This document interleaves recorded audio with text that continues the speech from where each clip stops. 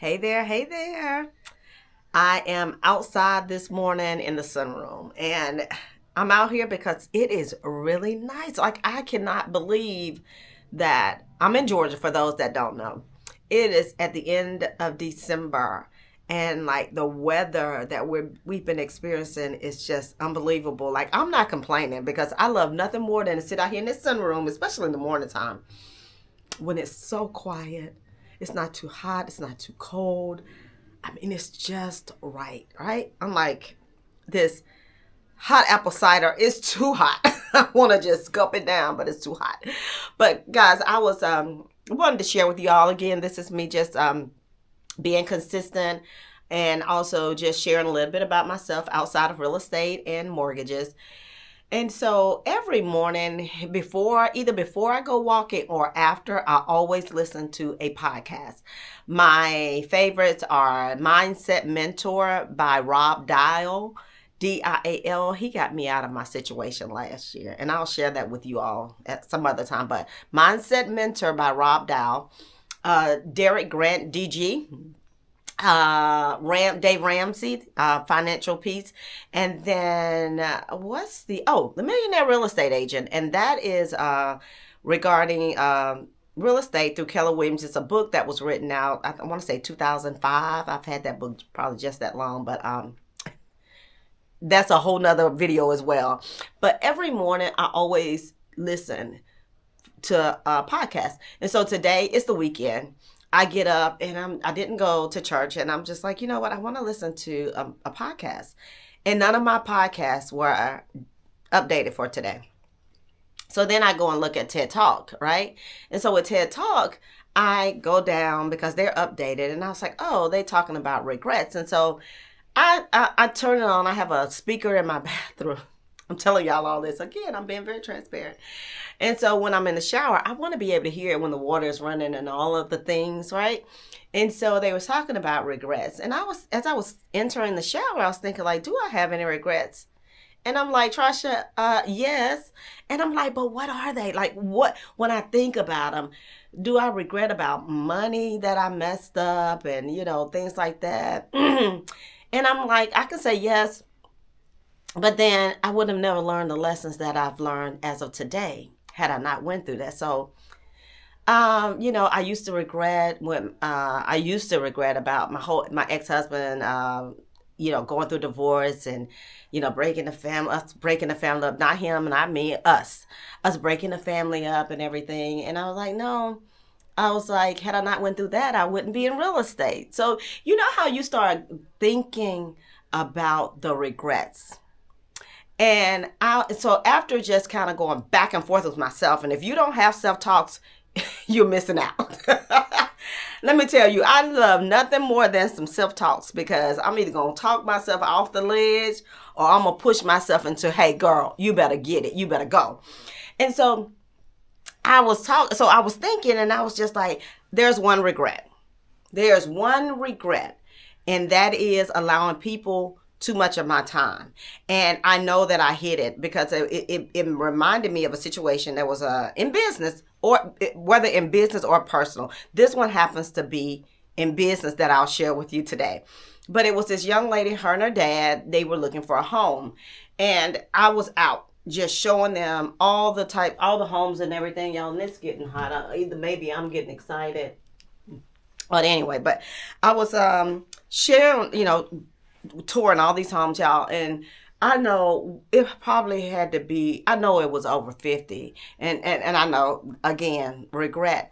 And so they ended up not buying anything. And I used to always, and I find myself still to today saying, it's okay, because truly I'm not pressuring anybody, because I felt pressure when I bought my first home, and that's why I probably ended up where I did. So, no pressure, but do keep in mind, this is my business. So a few years passed, and the young lady reaches out. And I never take anybody's phone unless they really did something. I still don't. Yeah, I keep people's phone. I may block you, but I never take people's phone number out of my phone. And so she reached out and she told me who she was. And I was just like, I know you, and I won't call any names because I had her still locked in. And she was like, oh, my God. She said, listen, she said, I owe you. And I was like, what are you talking about? What happened? And she was just like, you know, when me and my dad were with you, and I know you showed us about 100 homes. And she said, and we didn't buy.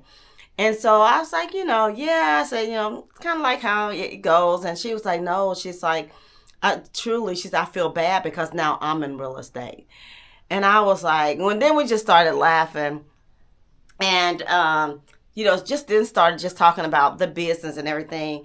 And when I got off the phone with that young lady, it really put me in that position of, wow, you know, like, it's a hard lesson because it was a lesson for me because I allowed it to go on as long as it did, and I didn't ask the proper questions to ring it on in to see if they were serious about buying or if they were just, again, I was HTV in it back then, you know, or, you know, with her. Her lesson is that now she's in the business, and where she thought it was fun to go and see homes and this and that and waste people's time, now she understands. So I said, you know what? That was one of the regrets. Not speaking up for myself, that people pleasing, and that not knowing when to say, hey, enough is enough, right? And so I have some clients now that I've been with, and we renew our agreements every year. But I've gotten to a point where I just don't run out. If it's not in what you said, and we have these talks over and over, I'm not going to come out and show it to you. And they went to properties when I didn't go with them, and they gave the agents my name. And, you know, it's just some people are serious and some are not. And so in regrets, so going back to regrets, that would be my regret. Not speaking up for myself, not saying, hey, we got to stop, not asking the right, you know, just all of that in the business space. And so I just wanted to share that with y'all because I really be having these conversations with myself like, Trasha, what did you say? And you be like, girl, you heard me. And then be just like, I got to share this with somebody. So I thought, you know what? I'm going to talk about this, you know, so yeah. Start speaking up, and you know, and that's what I'm working on. People please. Stop that people pleasing and being scared to speak up and say what's truly on my mind. Like, this year has been that time where things have rolled off on my lip, and they always say it's not what you say, it's how you say it. But things have rolled off the way they needed to roll off, and I never went back to say, oh, I apologize, oh, I'm sorry, because that also too is people pleasing. I've learned to not do that, you know. And so and I'm not going to say never. It may slip up, it try to rear its head every now and again, but not like it used to. And I'm so happy for you, Trasha. I am so glad I'm in that space, y'all. I am so glad.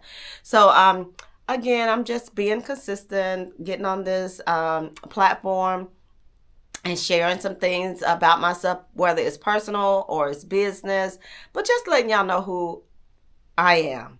I am LaTrasha. Right?